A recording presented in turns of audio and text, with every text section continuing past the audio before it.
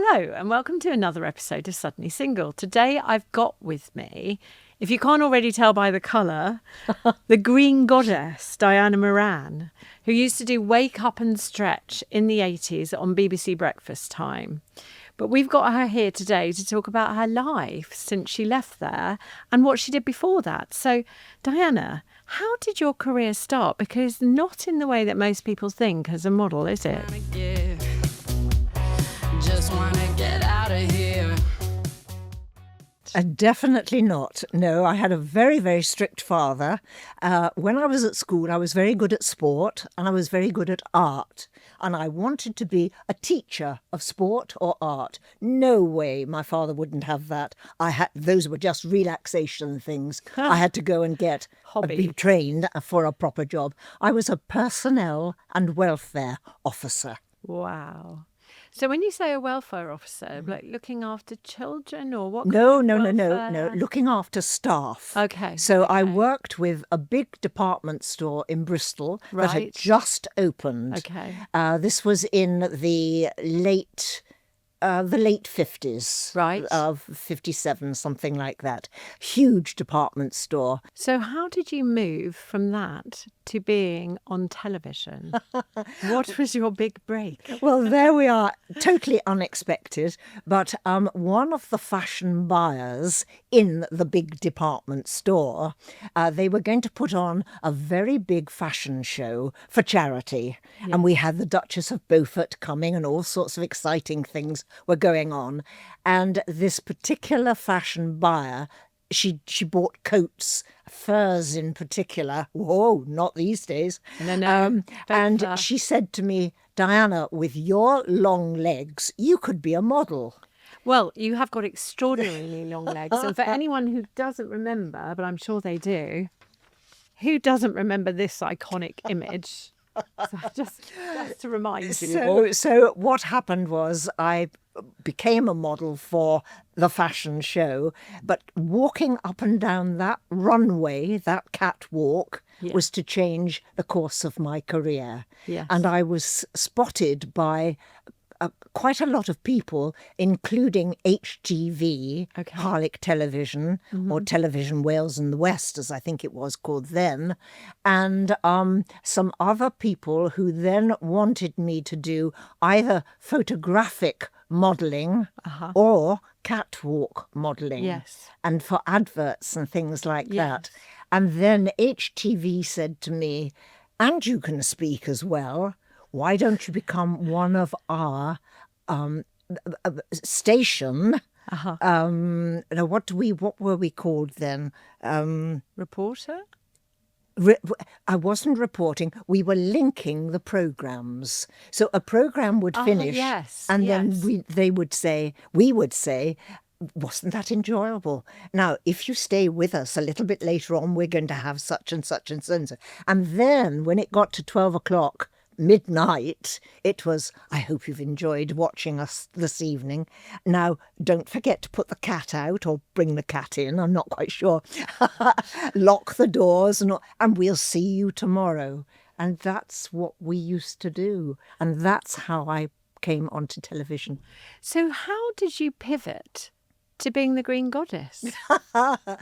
Because one of the producers, directors at HTV, they were considering doing afternoon programmes, daytime television.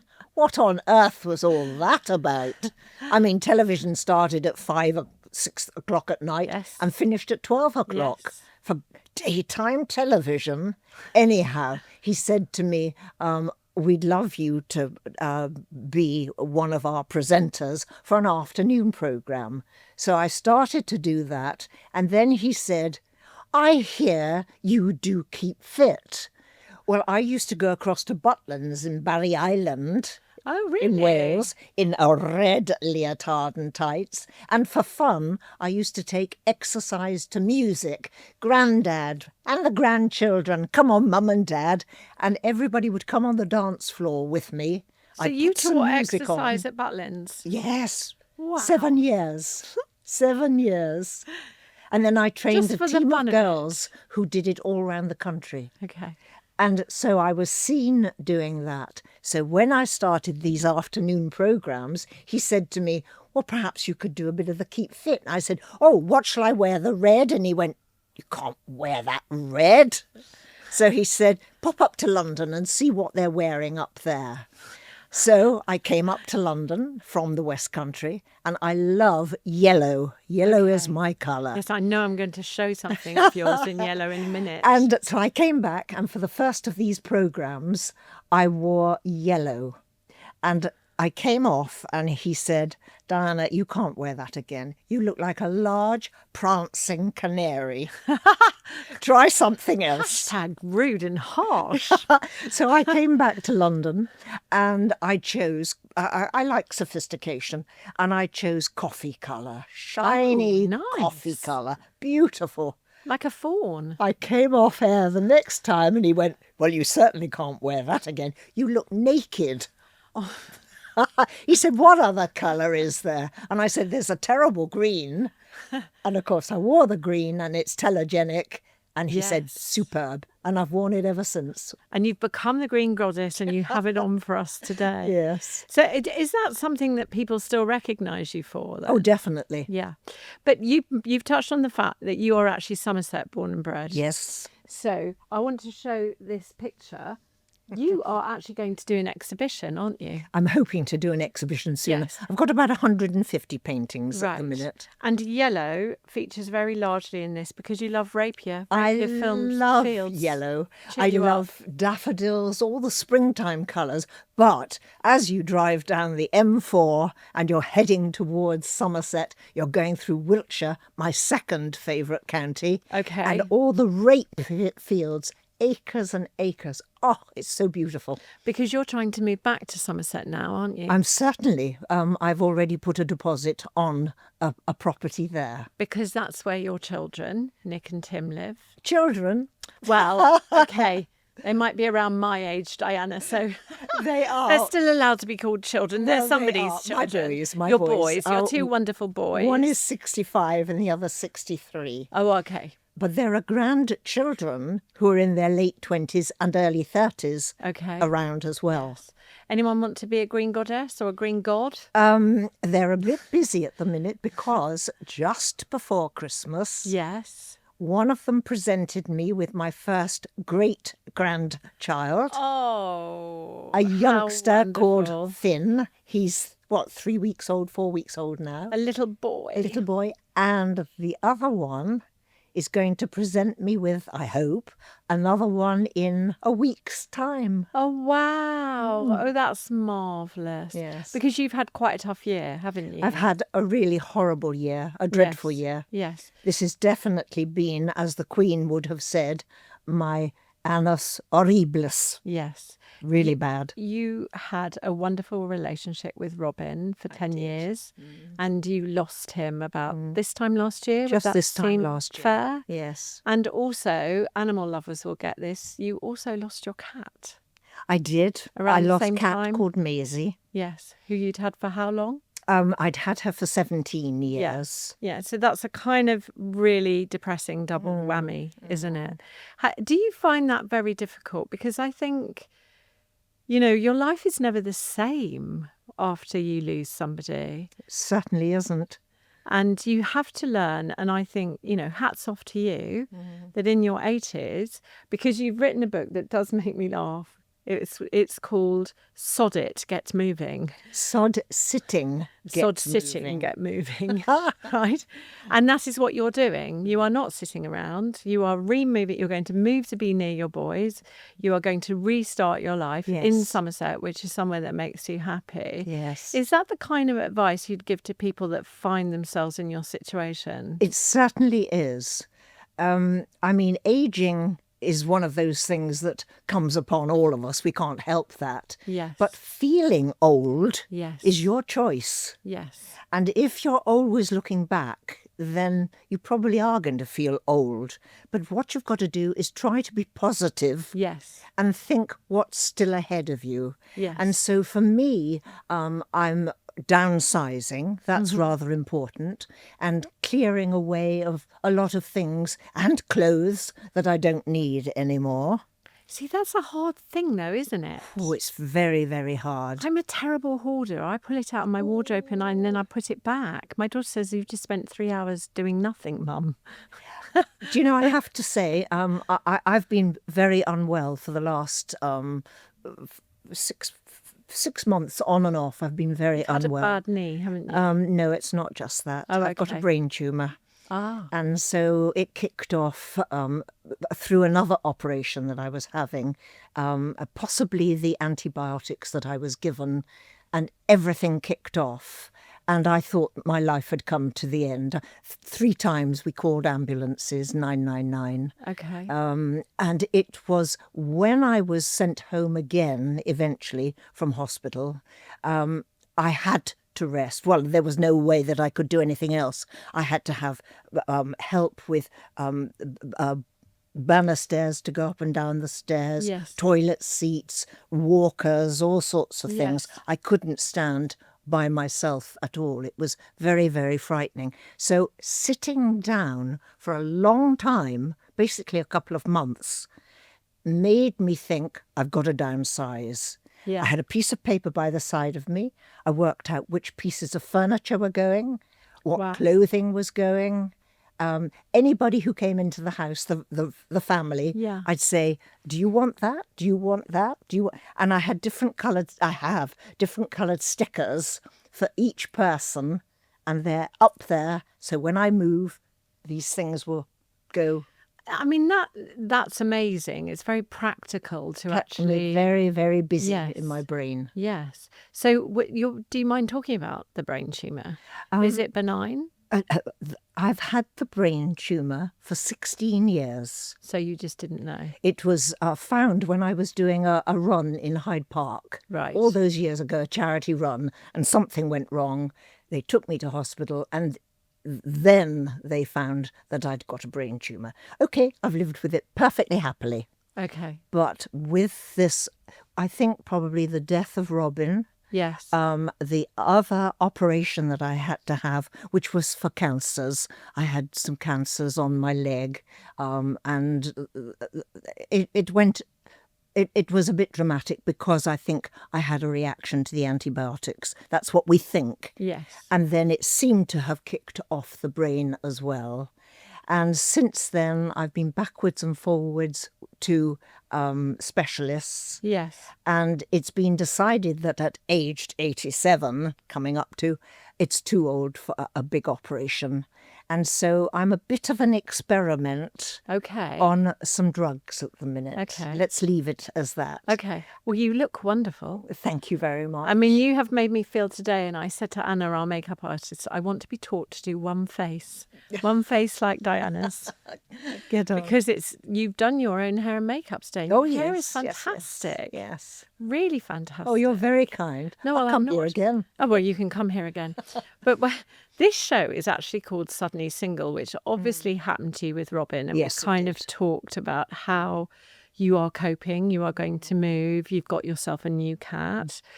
But you, like me, have been married before and it doesn't work. And these things happen in life. But how did you go about, how did you meet your first husband, if we go right back? Oh, we were just young people together. Yeah. We met at my cousin's, I think it was her 18th, actually. So I was married at 19. Okay. So we met. He's the father of your 2 boys. Oh, very much so. Yes. And we're perfectly good friends. Yes. And he's just moved into a retirement village as well.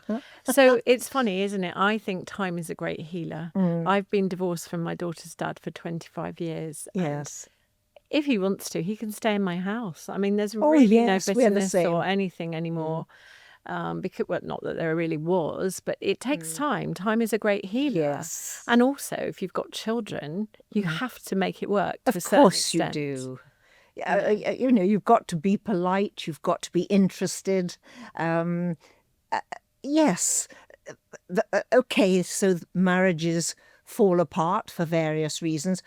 probably because of what happened to me, and suddenly I was working away a lot in London. I did breakfast time for 4.5 years. Yes. And I carried my passport with me all the time because I never knew from one day to the next where I was going to appear the next day. Yeah. And that probably put all the stresses and strains on the marriage. The boys had grown up by then.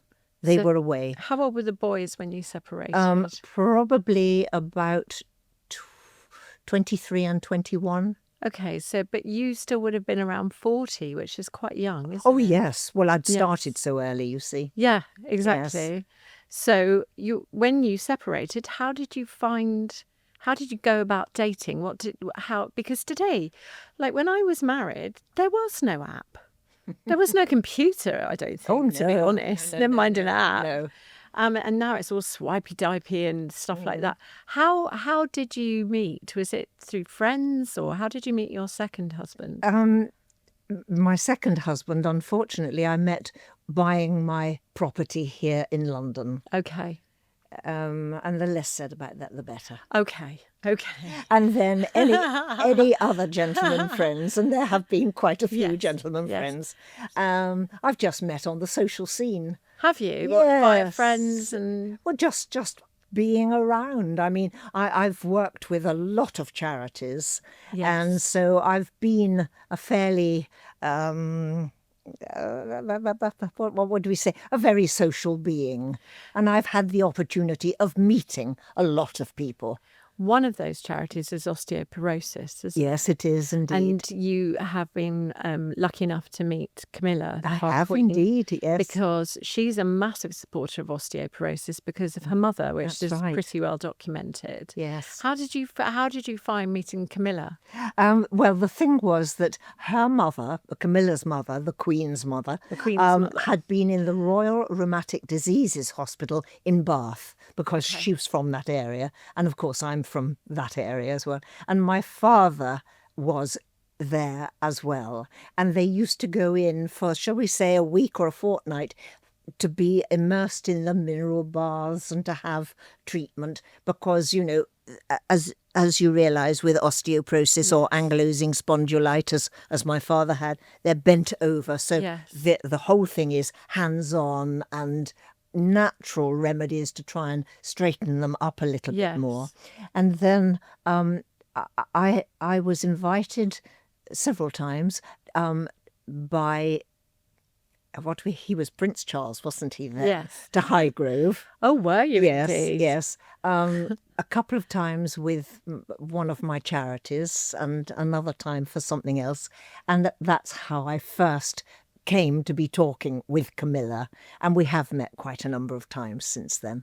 It's still to support osteoporosis. And yes, well, the whole thing was that I was very much involved with the National Osteoporosis Society based in Bath. Okay. And then, of course, when Camilla was interested in it as well. Of course. And then as and when she became Queen, we became the Royal Osteoporosis Society. Most wonderful.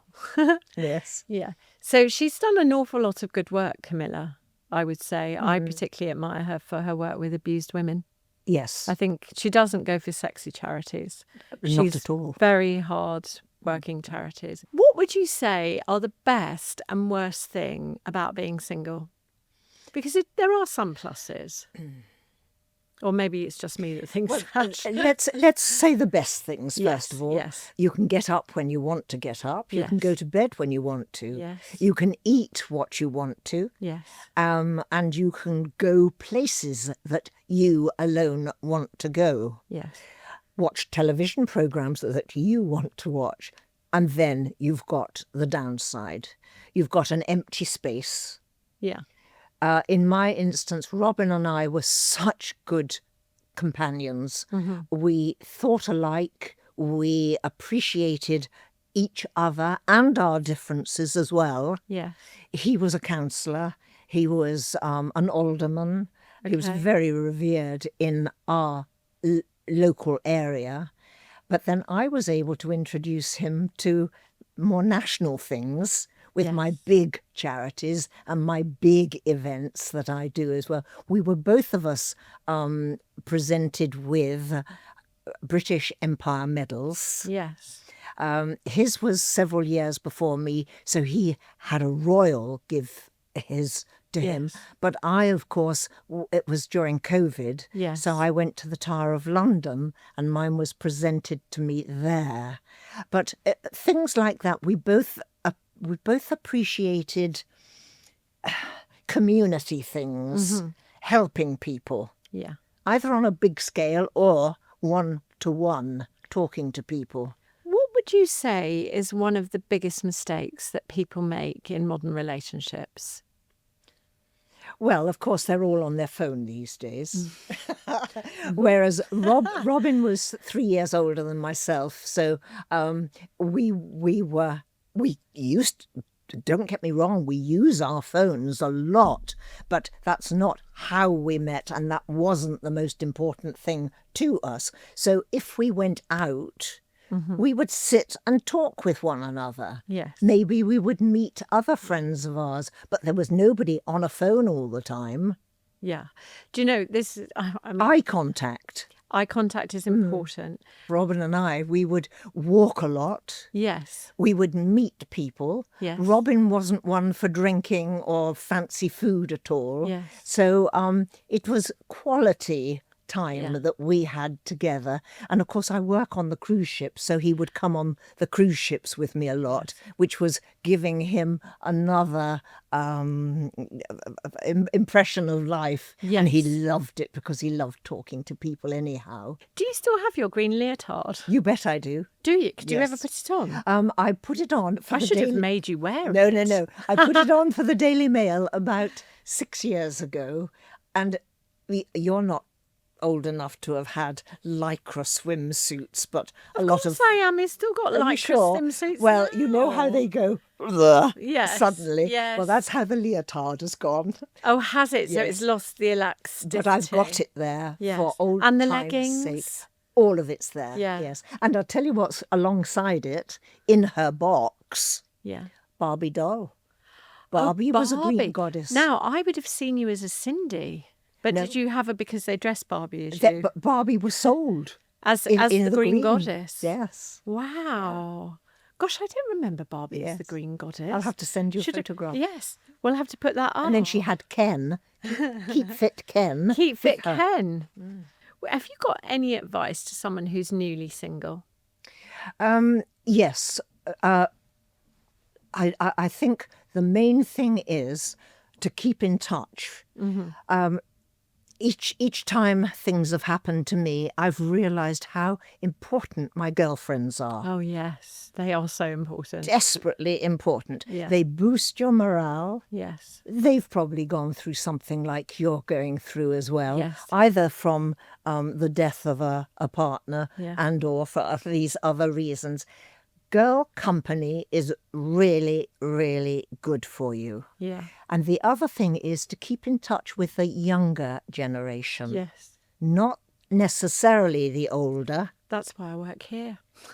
You've got a daughter, haven't you? I do have a daughter, yes. And so to keep in touch 29. with the daughter and her friends. Yes. And to know what's modern. Yes. Because if you're not careful, you can become bigoted and say, oh, it's not like it was in my day.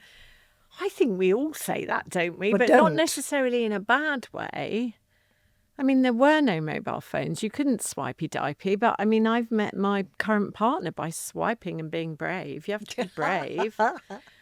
Well, I've certainly got girlfriends who are constantly on agencies. What do you call them? Now, agencies are expensive, though. Oh, are they? I wouldn't know. Yes, they are very expensive. But they're also quite exclusive. They do try and match you up. Well, I've got in a one lot of girlfriend ways. in particular, and I think she's onto something really rather nice at the moment. Okay. Yes. Yes, never give up hope. Never give up hope. Positivity as we're getting older is so important. It really, is. really is. And if you can keep your health, it well, who knows how much longer we're going to go on for. Yes, that's the thing. We isn't can it? certainly enjoy the years that we've got. I read something the other day. It was one of these memes, but it said, "Get up today and say this is going to be the best day of my life." Yes. And I think if you get up and say that every day, Yes. might not be, but at least it puts you in the right headspace. Well, particularly in my instance at the moment, from what's happened over this last horrible year. Yes. Here we are in 2026. I don't know how much longer I've got. None of us really know how much. So every day, as far as I'm concerned, is special. Yes. So I've had that little baby a few weeks ago. Yeah. And now what I'm looking forward to is within the next 2 weeks of another great grandchildren. Looking forward. I'm going to ask you to play a game with me. Oh my gosh. It's called the Suddenly Single Honesty Box. Yeah, I'm coming up. Most romantic thing anyone ever did for you. Yes. Right, we're playing games. Yes, but you have to tell me the truth. Yes, I'm telling you the truth now. Yes. So my former husband, John, when we were just girlfriend and boyfriend, we went out to a Berni steak bar and we played hangman on the napkin. Ah. On the napkin. And as it went on, I suddenly realised that what was written there, and I was about to be hangman, was, "Will you marry me?" Oh. And I just cried and I said, "I can't answer that. We'll have to go home and ask my daddy." Oh. Because I was underage. Oh, you were 19. Did you have to be 21? I was 18 then. I was 17 or 18 when he asked me. So what age were you? You were 19 when you married? Yes. But was it, in those days, what age Father could you had marry? 18. 18? He had to give me permission. He had to give you permission. So we went. I couldn't eat any more. But were you delighted? But yes. Was he your first boyfriend? Yes. Oh. Yes. And so we had to go home and I had to say to my father, "John's got something to ask you." And I had to go out of the room while John asked him. And he said yes. Well, he did. He was very reticent about it. Okay. He was very reticent about it, but he did say yes. So, sorry, I've gone on. No, you haven't gone on at all. Plastic fantastic. Treatments, yes or no? Now, I will go first, just to make you feel comfortable. I've had a facelift. I have Botox. I've never had fillers or my lips done because I've never seen anyone who looks good with them. But I thought, honestly, I used to have this dream in my head because one of my many boyfriends, I thought at one stage I was going to be Elizabeth Taylor with the amount of men and marriages. I was going to grow old gracefully like a French woman with long grey hair. And I went to see a French surgeon in Paris and I said, "I can't believe this. I want a facelift." And I was in my 40s. I was very young. And but I was quite a drinker. And I think that makes a difference. And a journalist. And he said to me, and I said, "Why is it?" I said, "No Frenchwomen, they all grow old gracefully." And he started to laugh and he said, "Siobhan," he said, "all French women have surgery. They just don't talk about it. You're like an American."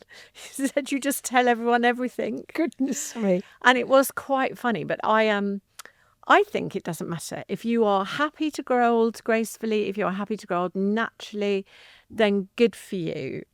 I'm not. And I didn't expect to be like that. No. I dye my hair. I mean, I'm clearly not, I'm not even a natural blonde, actually. I'm a sort of redhead. So, yeah, I mean, I go for anything that I think will work, from a facial to a... Wow. Well, you're very brave, let's put it that way. I think you're having my second one. I, at 47, had breast cancer. Yes, and I had both of my breasts removed. Yes, I did. So I've had major surgery. Therefore, I would never have other surgery, if you see what I mean. Yes. Also, at the age of 40, about the same time, actually, Oil of Yule, as it was called then, came to me and said, "Would you be the face of Oil of Yule?" Yes. And that's what I did. So for years, I used Oil of Yule. Then they wanted to do an update and make it Olay. Yeah, Olay, they call it. All around the world. Yes. would I become the world face of Olay? Yeah. And I did. It's bought me my house. Thank Oh, you very amazing. much. Thank you, I made the adverts in lots of different languages, you know, over in Germany and Holland, all sorts of things, Japan and the likes of. And so I am absolutely an Olay girl. Diana Moran, thank you for coming in and joining me on Suddenly Single. You've been an absolute joy. You really have in your green. I've loved it. And I feel quite scruffy in my sweater, but it was the only bright green thing that I had, and I wanted to show you that I had some green. It was meant to be a compliment. I'm not sure how much of a compliment it is. But yes, thank you for joining me on Suddenly No, I've enjoyed Single. talking to you. Oh, thank you. Probably Thank too you. much.